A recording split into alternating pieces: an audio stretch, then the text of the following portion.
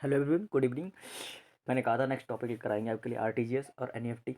आपने I hope जो पहला टॉपिक था कोर बैंकिंग या सीबीएस, जो सीबीएस ब्रांचेस हमने आपको पढ़ाया था, समझाया था, वो आपने पढ़ लिया होगा, देख लिया होगा। और नहीं देखा होगा तो आप जाके इस वीडियो को देख लें।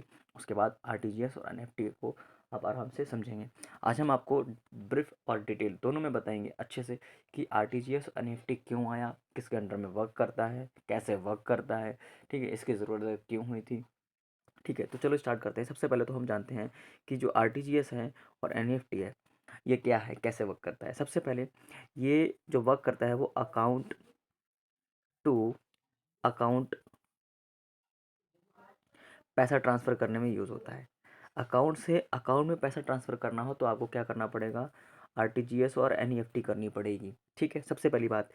अब हम ये जानते हैं इसकी फुल फॉर्म। आरटीजीएस की फुल फॉर्म क्या होती है? Real time gross settlement. क्या होता है? Real time gross settlement. NEFT की फुल फॉर्म देख लेते हैं, नेशनल इलेक्ट्रॉनिक फंड ट्रांसफ़र। ठीक है, अब सबसे पहले आ जाते हैं आरटीजीएस पर। जो आरटीजीएस है उसकी फुल फॉर्म आपने पढ़ ली, रियल टाइम ग्रॉस सेटलमेंट होता है।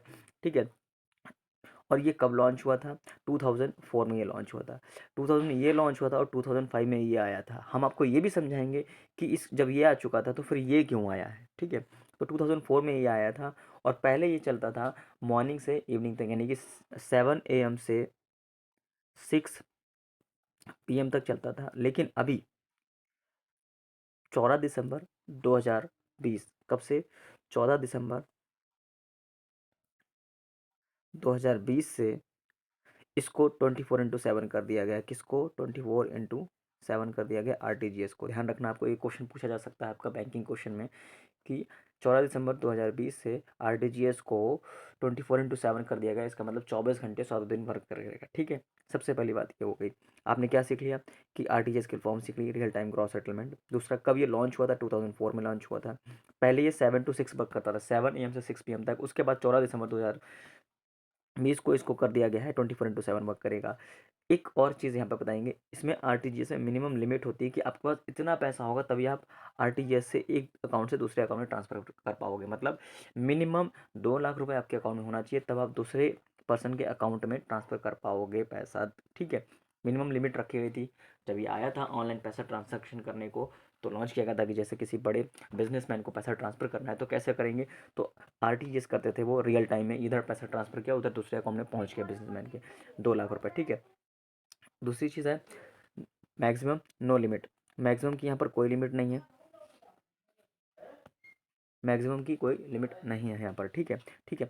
एक और चीज़ यहाँ पर जो इंपॉर्टेंट है वो है ओनली इन इंडिया। जो आरटीजीएस है वो केवल इंडिया में वर्क करता है, वो किसी और कंट्री में वर्क नहीं करता है, केवल इंडिया में पैसा ट्रांसफर होता है आरटीजीएस के थ्रू। ठीक है, दूसरा अब हम बात करते हैं यहाँ पर नेशनल इलेक्ट्रॉनिक फंड ट्रांसफर की। जैसे आपने पढ़ लिया, national electronic fund transfer NEFT होता है, जो कि 24/7 वर्क करता है और इसमें 48 बैचेस होते हैं। ये रियल टाइम है, तुरंत पैसा ट्रांसफ़र करके पहुंच जाएगा। इसीलिए इसकी मैंने बताया था डिफरेंस एक चीज़ है, इसीलिए इसकी मिनिमम लिमिट रखी गई है कि 2 लाख रुपए हो तभी आप ट्रांसफ़र कर पाएंगे। लेकिन यहाँ पर मिनिमम लिमिट कोई नहीं रखी गई। अगर आप 5,000 रुपये भी ट्रांसफ़र करना चाहते हैं तो भी आप ट्रांसफ़र कर सकते हैं। ठीक है, इसीलिए इसके बाद आरटीजीएस के बाद एनईएफटी को लाना पड़ा 2005 में। क्यों? क्योंकि जब लोगों के पास कम पैसा ट्रांसफ़र करना है अगर होगा तो वो कैसे करेंगे? 2 लाख मिनिमम लिमिट थी यहाँ पर और यहाँ पर कोई लिमिट नहीं रखी थी। इसलिए अगर आपको 5 या 10,000 करना पड़ता था लोगों को, तो वो किसके थ्रू करते थे? एनईएफटी के थ्रू। लेकिन एक यहाँ पर कंडीशन थी, उसमें 48 बैचेस बनते थे। वो 48 बैचेस कैसे होते थे? वो 30 मिनट के बैचेस होते थे। इन बैच में पैसा ट्रांसफ़र होता था। जैसे कि बल्क में इकट्ठा कर लिया पहले, जैसे कि लाइन लग जाती है ना पहले की, कहीं भी लाइन लगती है कि पहले इन लोगों ने, जैसे कि आप मान लेते हैं 50 लोगों ने पैसा इकट्ठा किया पहले, उस एक बल्क में सुबह मान लेते हैं सुबह 8 बजे से 8:30 बजे तक, 8 से 8:30 तक, 8 से 8:30 तक पैसा ट्रांसफ़र हुआ। तो वो बल्क बन गया, एक थैला बन गया, एक बैग बन गया, या फिर कुछ कह सकते हैं कंटेनर बन गया। उसको पे छोड़ दिया जाता है और उसको ट्रांसफ़र कर दिया जाता है। फिर उसके बाद फिर वैसे एक बार बैच बनता है, उस बैच को ढीला जाता है, छोड़ा जाता है, फिर एक बैच बनता है, उसको छोड़ा जाता है। तो इस तरह से पैसा ट्रांसफ़र होता है। ठीक है, यहाँ पर मैक्सिमम लिमिट 9 दे रखी है यहाँ पर भी। ठीक है, एक और यहाँ पर इंपॉर्टेंट जो पार्ट बनेगा वो है, ये इंडिया विद नेपाल के साथ एक कंडीशन है कि जो एनईएफटी है वो कहाँ से इंडिया से नेपाल पैसा ट्रांसफ़र कर सकते हैं। वो एक कंडीशन रखी गई इसलिए क्योंकि कुछ नेपाल के पर्सन्स होते हैं जो यहाँ पर वर्क करते हैं, बिजनेस करते हैं, स्पेशली आपने देखा होगा जो फास्ट फूड अपने इंडिया में ज़्यादा चला है अभी कुछ सालों से या फिर कुछ समय से, तो नेपाली वर्क करते हैं। फास्ट फूड देखो चाइनीज़ या कहते हैं हम लोग, वो चाइनीज़ नहीं, वो नेपाली होते हैं, दिखने में वो चाइनीज़ तरह होते हैं, लेकिन वो नेपाली होते हैं जो फास्ट फूड का लेकर आए बहुत तेज़ी से। तो वो यहाँ वर्क करते हैं, तो पैसा ट्रांसफ़र उन्हें करना होता है, या बिज़नेस कुछ और होता है, या फिर जॉब करते हैं वो पैसा ट्रांसफ़र करते हैं। तो इसलिए अपनी इंडियन गवर्नमेंट ने कुछ कंडीशन दी है, और उस कंडीशन के थ्रू एक एग्रीमेंट किया है। वो एग्रीमेंट ये है कि जो इंडो नेपाल रेमिटेंस एग्रीमेंट हुआ है, Indo Nepal remittance remittance agreement हुआ, उसके अंतर्गत मैक्सिमम 50,000 इन वन ट्रांजैक्शन, एक पर्सन मैक्सिमम ज़्यादा से ज़्यादा 50,000 एक ट्रांजैक्शन में ट्रांसफ़र कर सकता है, और एक ईयर में जो कर सकता है वो 12 ट्रांजैक्शन कर सकता है, ठीक है, 12, यानी कि मैक्सिमम की बात करेंगे अगर कोई बंदा यहाँ पर नेपाल का है तो वो मैक्सिमम 6 लाख रुपीज़ यहाँ से ट्रांसफ़र कर पाएगा नेपाल में, ठीक है। तो हमने पढ़ लिया आरटीजीएस और एनईएफटी, यहाँ पर सारी चीज़ें हमने क्लियर कर दी हैं। अब आपको अगर कोई डाउट हो तो आप कमेंट बॉक्स में कर दीजिएगा, यहाँ से जो भी क्वेश्चंस बनने वाले होंगे वो आप देख सकते हैं। कि एक तो फुल फॉर्म पूछेंगे तो रियल टाइम हो जाएगा, रियल टाइम ग्रॉस सेटलमेंट कब आया था 2004 में, एनईएफटी कब आया था 2005 में। एनईएफटी में 48 बैचेस बनते हैं, 30-30 मिनट के होते हैं। एनईएफटी में मिनिमम की 9 मिलीमीटर होती है, मैक्सिमम की 9 होती है, लेकिन आरटीजीएस में 2 लाख रुपए होता है मिनिमम, तभी ट्रांसफ़र करेंगे। क्यों? क्योंकि तुरंत पैसा ट्रांसफ़र करना तो 2 लाख होगा, यानी कि ज़्यादा अमाउंट होगा तभी तुरंत ट्रांसफ़र होगा। अगर कम अमाउंट है आपके पास तो आपको एनईएफटी करना पड़ेगा, बैच बनेगा, लाइन लगेगी, तब ट्रांसफ़र होगा, ठीक है। आरटीजीएस केवल इंडिया में ट्रांसफ़र होता है, लेकिन जो एनईएफटी है वो इंडिया से नेपाल में भी ट्रांसफ़र हो जाता है, जो कि इंडो नेपाल रेमिटेंस एग्रीमेंट के थ्रू, और मैक्सिमम 50,000 कर सकता है एक पर्सन, और साल में 12 ट्रांजेक्शन करता है मैक्सिमम से मैक्सिमम, ठीक है। तो हमने ये पढ़ लिया आरटीजीएस के बारे में और एनईएफटी के बारे में। आई होप आप लोगों को समझ में आ गया होगा कि एनईएफटी और आरटीजीएस क्या होता है, और इसके बारे में जो मैंने आपको समझाया अच्छे से वो भी आपने क्लियर से समझ लिया होगा।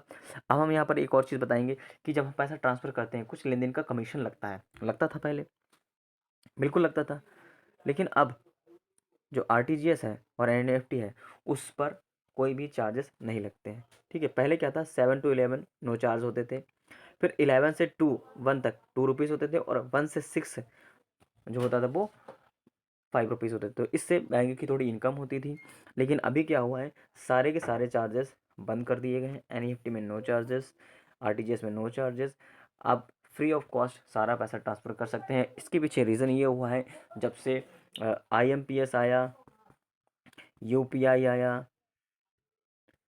और भीम आया, तो इसके बाद से यहाँ पर क्या हुआ कि इन पे चार्जेस लगने बंद हो गए, क्योंकि लोग इसके थ्रू पैसा ट्रांसफ़र करने लगे, ठीक है। तो ये हम जो टॉपिक है आईएमपीएस, यूपीआई और भीम, इस आरटीजीएस के बाद अब हम ये टॉपिक पढ़ाएंगे आपको आगे, और आई होप आपको अच्छे से समझ में आया होगा कि हमने आपको क्या समझाया है। अगर आपको समझ में आया है तो एक प्लीज़ हमारी मेहनत को लाइक दीजिएगा और चैनल को सब्सक्राइब ज़रूर कीजिएगा, ठीक है। और सब्सक्राइब के साथ साथ शेयर भी कीजिएगा अगर लोगों को समझ में आया है, आपको समझ में आया तो और लोगों को भी समझ में आया कि आरटीजीएस और एनईएफटी कैसे वर्क करता है, ठीक है। हम आपको थोड़ी सी और डिटेल में अब बता देते हैं एक चीज़ यहाँ पर, कि आपको जैसे कि जो अकाउंट टू अकाउंट ट्रांसफ़र कर रहे हैं, और यहाँ पर एक नया टॉपिक सिखा दें आपको, छोटा सा बिल्कुल 1 मिनट लेके। जैसे कि आपको एसबीआई में पैसा ट्रांसफ़र करना है, उसे हम कहते हैं इंट्रा बैंक, ठीक है। और जो एसबीआई से सपोज दैट मान लेते हैं पीएनबी में ट्रांसफ़र करना है, उसे हम कहते हैं इंटर बैंक। क्या कहते हैं? Inter bank. एक ये टर्म याद रखना आप लोग, ठीक है। इस टर्म से क्वेश्चन पूछे जाते हैं कि हमें branch to branch, same branch से सेम ब्रांच में पैसा ट्रांसफ़र करना, उसे हम इंट्रा बैंक कहते हैं। और सेम एक ब्रांच से दूसरे ब्रांच में पैसा ट्रांसफ़र करना है एसबीआई से पीएनबी, तो उसे इंटर बैंक कहते हैं।